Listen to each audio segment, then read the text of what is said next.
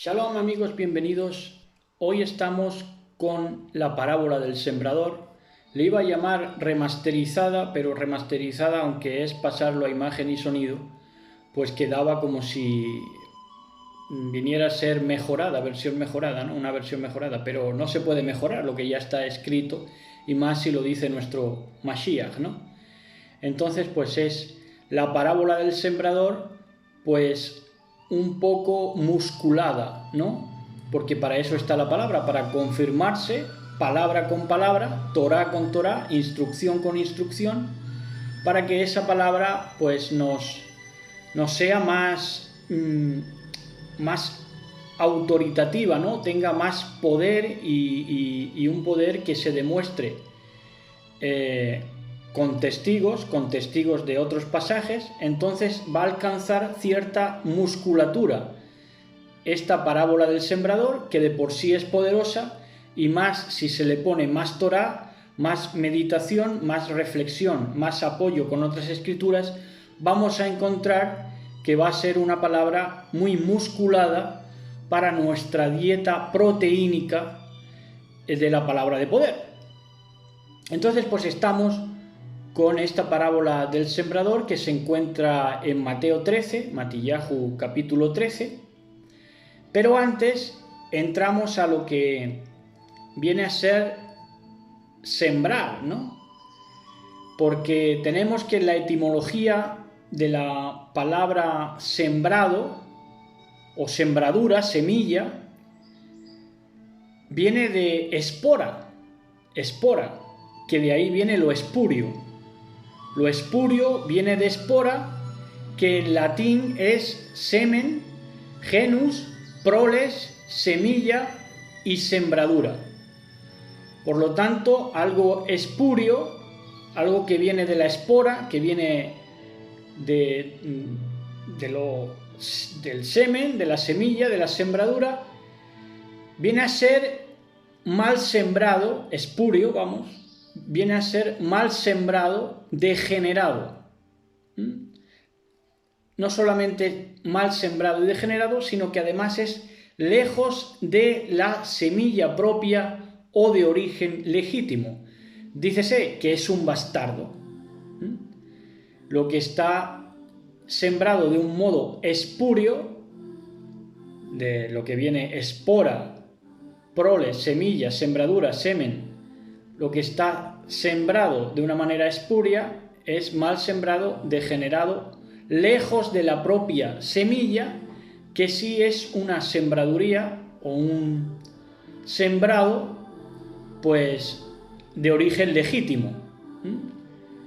Y hay que encontrar ese origen legítimo de las semillas.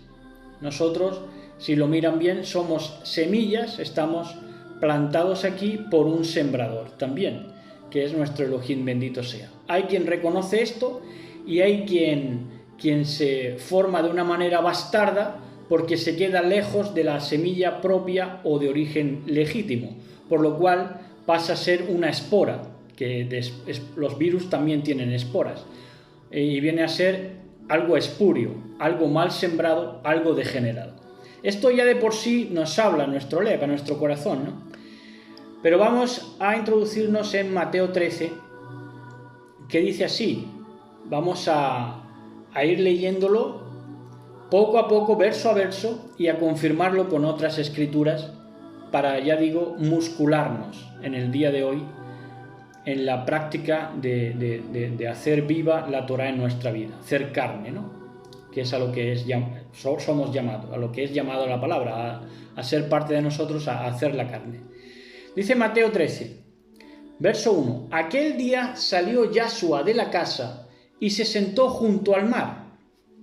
Bueno, pues esto no tendría más que lo dicho, ¿no? Pero si miramos de una manera profunda, y a nosotros saben que nos gusta ensamblar las cosas, ensamblar la palabra de poder de una manera lo más profunda, lo más abarcante posible, pues vemos que aquel día salió Yahshua de la casa y se sentó precisamente junto al mar. ¿Por qué se sienta junto al mar? Porque el mar también va a ser el lugar, porque no quieren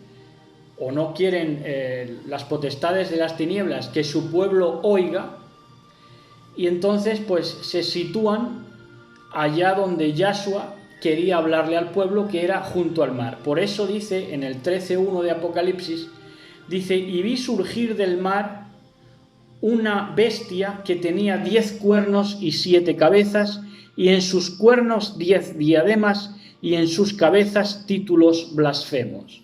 Esto es el pontificado, y los títulos blasfemos son Vicarius Filii Dei y otros que se abrogan de sustitutos del Mashiach, de sustitutos del Elohim bendito sea, que se hacen pasar, ¿no? Son usurpadores de la gloria divina.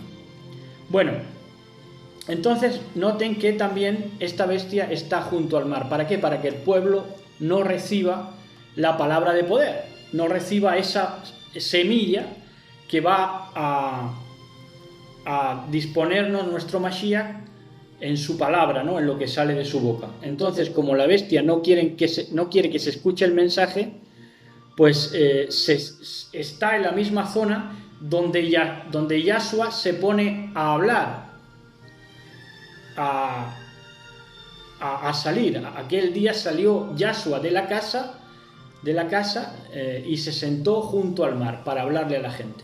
Entonces hay una lucha entre quién va a atender a Yahshua y quién va a atender a la bestia, porque la bestia es contraria, pero los dos se sientan en el mismo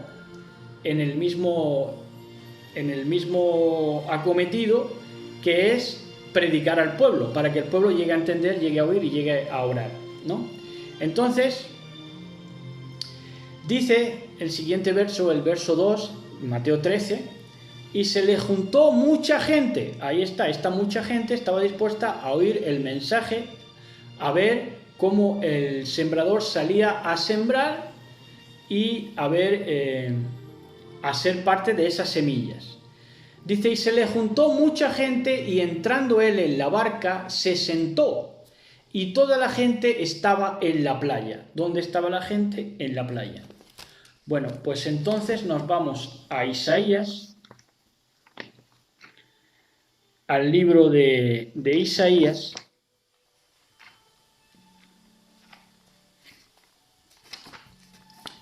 y veremos que en Isaías 48, 18 al 20, dice así. Dice: si hubieras escuchado mis mandatos, está hablando al pueblo de Israel, si hubieras escuchado mis mandatos, lo que yo salí a sembrarte, la semilla de mi palabra, tu plenitud podría haber sido como un río, tu prosperidad como las olas del mar, precisamente. La prosperidad podría haber sido como las olas del mar, sin que ninguna bestia emergiera. Pero desgraciadamente no fue así. Tu descendencia sería como la arena. Por eso dice que estaba toda la gente en la playa, porque pertenecía esa gente a esa posteridad que también se le prometió a Abraham, que sería como la arena del mar. Pues precisamente tu descendencia sería como la arena, el fruto de tu vientre como sus granos. Nunca será arrancado ni borrado de mi presencia su nombre. ¿El nombre de qué? De la descendencia de la mujer, de la descendencia de Israel. Entonces, pues, Yahshua habla, está la gente en la playa, y esa playa simboliza esta arena que sería la descendencia de la mujer y la descendencia que se le prometió a Abraham, que nos abarca hasta el día de hoy. Dice el verso 3: y les habló muchas cosas por parábolas, diciendo: he aquí el sembrador salió a sembrar. He aquí el sembrador salió a sembrar. Y tenemos que cuando sale el sembrador a sembrar. ¿Cuándo sale el sembrador a sembrar? ¿Cuándo sale Yahshua a por nosotros? A plantarnos como semillas para ver quién crecería y quién no. Pues esto está en Mateo Matillahu 1 al 18, que dice así. Dice, el origen de Yahshua HaMashiach, dice esta traducción, fue de esta manera. Su madre Miriam estaba desposada con Joseph y antes de empezar a estar juntos, ellos, se encontró encinta por la obra del Ruach HaKodesh. Entonces, Yahshua viene por nosotros, sale de la casa, sale a sembrar, sale a plantar esas semillas. Dice, he aquí el sembrador salió. ¿Cuándo salió? Cuando en el poder del Ruach HaKodesh, que es Elohim mismo, el Padre, la amada también, pero eso ya lo hemos explicado muchas veces. Dice, he aquí el sembrador salió a sembrar. ¿A sembrar dónde? Primeramente en el cuerpo de Miriam. A sembrarse a sí mismo en el cuerpo de Miriam.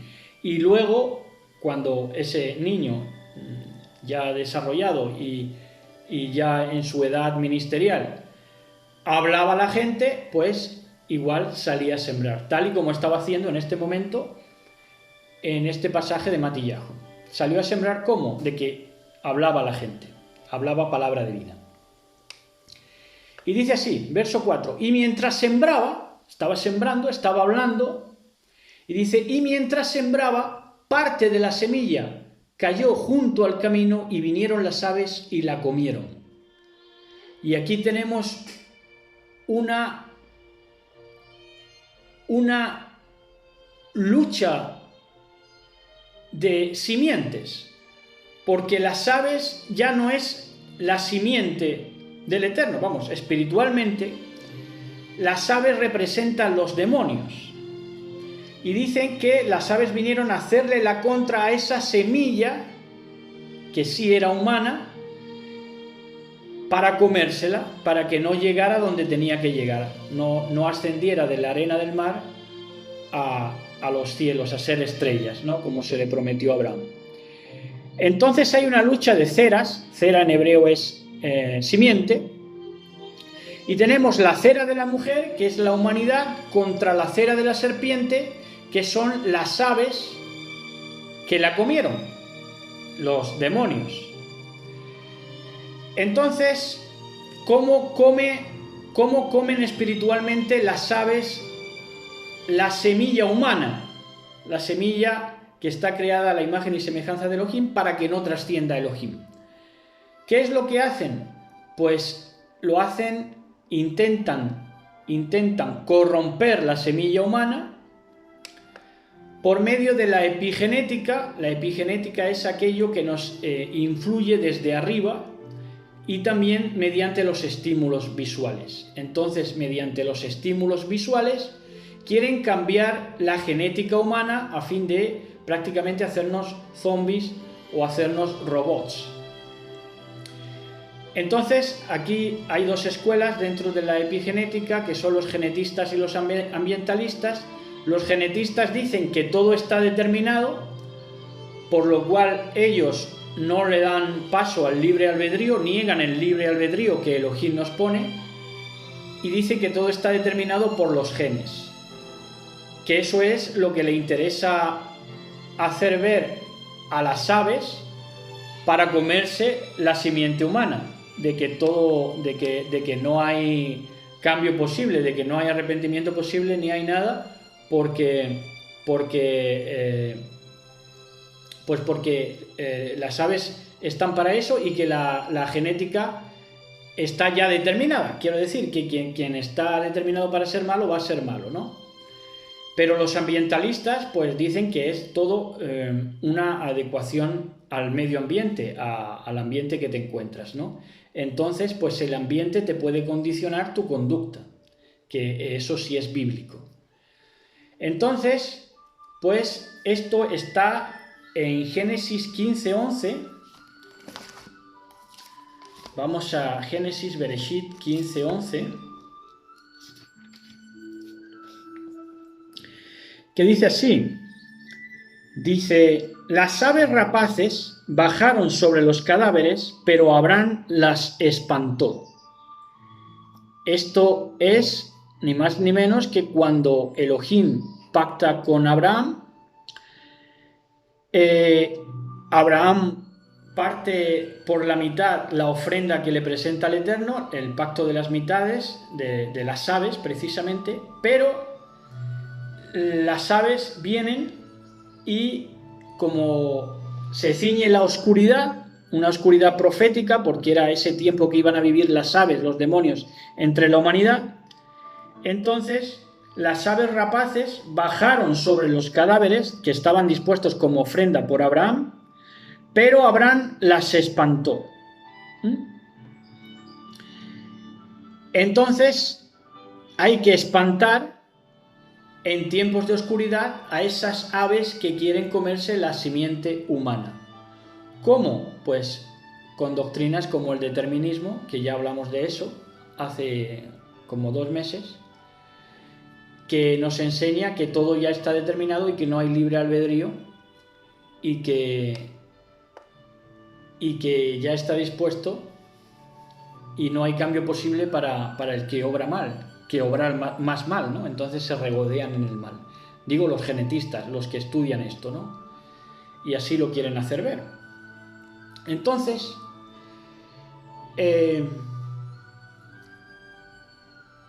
dice en el verso 5, parte cayó en pedregales donde no había mucha tierra y brotó pronto porque no tenía profundidad de tierra. A una se la comen las aves, que son los demonios, que son estos científicos que hablan en nombre de la ciencia de que no hay cambio posible, de que todo está determinado y que vivimos bajo un Elohim malo porque dispone la muerte para uno y la vida para otros desde antes de nacer, cosa que es incorrecta porque todo aquel que se arrepiente está Elohim con los brazos abiertos.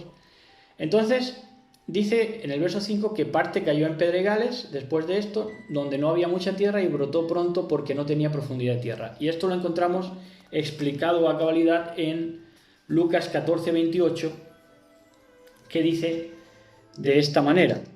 Dice en Lucas 14:28, dice, porque ¿quién de vosotros que quiere edificar una torre no se sienta primero a calcular los gastos a ver si tiene para acabarla? Es decir, que primero, si tú quieres recibir la semilla, la palabra de vida, la palabra de Elohim, tienes que cavar y ver si tienes capacidad de profundidad para que la semilla realmente brote en ti, en tu tierra, en tu corazón. Si no, pues te pasa como a este de Lucas 14:28, que entonces es como si quieres edificar una torre y no te sientas primero a calcular los gastos y ver si tienes para acabarla o no. Entonces te quedas a media. Es lo mismo con diferentes metáforas, con diferentes palabras. Si quieres que la semilla germine en ti, tienes primero que profundizar en tu propia tierra, en tu propio corazón, introspectivamente meditando, reflexionando en las obras que haces y en las que dejas de hacer. Pero salido el sol se quemó porque no tenía raíz se secó. Sale el sol y se quema. ¿Por qué? Porque no tenía raíz, no tenía profundidad de tierra y se seca. Y así vemos, para confirmarlo, Eclesiástico 40:15. Eclesiástico 40:15, que lo vimos hace poco, y dice, la estirpe de los impíos tiene pocas ramas. ¿Por qué? Porque no tiene raíz. ¿Por qué no tiene raíz? Porque no profundiza en sí mismo, en su corazón, no se cultiva a sí mismo. Por eso es tan importante la educación, la cultura. Y por eso la vician tanto desde el sistema. Entonces dice, la estirpe de los impíos tiene pocas ramas, las raíces impuras solo encuentran piedra áspera, se secan en la piedra áspera. Y parte cayó entre espinos, dice el verso 7, y los espinos crecieron y la ahogaron. Nos vamos a Apocalipsis 18:4. Y parte cayó entre espinos, y los espinos crecieron y la ahogaron. ¿Qué son estos espinos? Pues vamos a ver Apocalipsis 18:4, que nos dice de esta manera. En el verso 4 del capítulo 18 de Apocalipsis nos dice, luego oí otra voz que decía desde el cielo, salid de ella, pueblo mío, no sea que os hagáis cómplices de sus pecados y os alcancen sus plagas. Entonces, hay que salir de los espinos. Hay que salir de los espinos, hay que salir de la confusión de Babilonia, del entramado religioso. Porque si no, te ahogan los espinos. Los espinos es el sistema religioso, el sistema que no te deja crecer porque ya vas con un cascabel, con una etiqueta que te pesa mucho y no alcanzas lo que la Torá en verdad dice y no vives las palabras del Mashiach.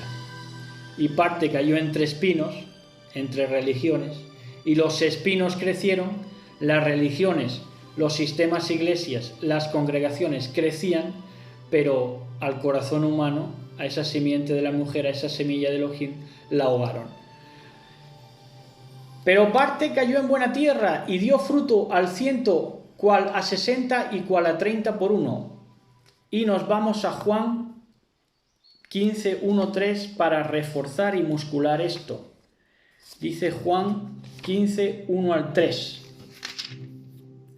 Yo soy la vid verdadera y mi Padre es el viñador, todo sarmiento que en mí no da fruto lo corta y todo el que da fruto lo limpia para que dé más fruto. Vosotros estáis ya limpios gracias a la palabra, a la semilla que os he dicho. Entonces vemos que también hay buena tierra, hay buen fruto, y hay buen fruto porque se respeta a la vid verdadera. Yo soy la vid verdadera, mi Padre es el viñador, lo que no da fruto, todo sarmiento lo corta, y todo el que da fruto lo limpia. Así que lo que es en buena tierra da fruto y además lo limpia para que dé más fruto. El que tiene oídos para oír, oiga. Y esto nos habla de Shema Yisrael. Shema Yisrael, si nos vamos a la etimología de eufónico, que es lo que suena bien, que es lo que nos sienta bien al oído, podríamos decir lo eufónico, el eufonismo.